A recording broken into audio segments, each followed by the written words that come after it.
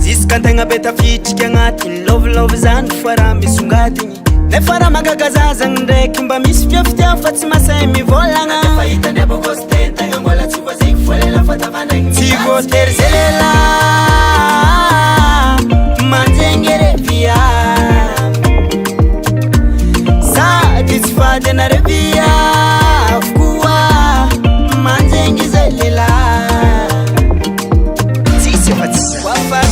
no zingeo, zingeo, kofatiano zingeo, azananga na enga maso, kofatiano zingeo, zingeo, kofatiano zingeo, azananga na enga maso.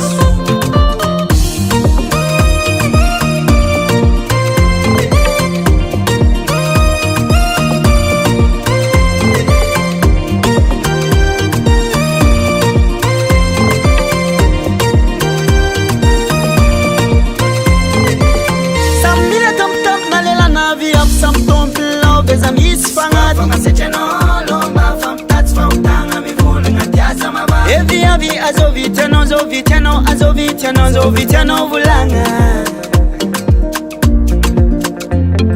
hekuza tilabinolo pamieza kama munululo vulanga minafana roza mavuzo takatina rema mtsanga bulo karafani to vizu watika to nanumfutan witi marise fana nyini komisi lela tiana retsarnde kmbare mangatike si voter zelela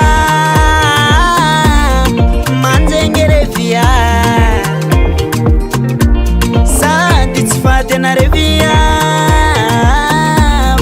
manzenge zelela ke uzawe si voter zelela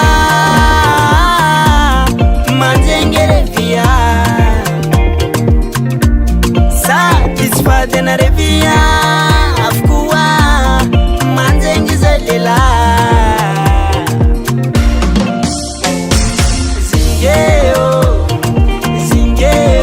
kofatiano zingeo, azananga na enga maso, kofatiano zingeo, zingeo, kofatiano zingeo, azananga na enga maso.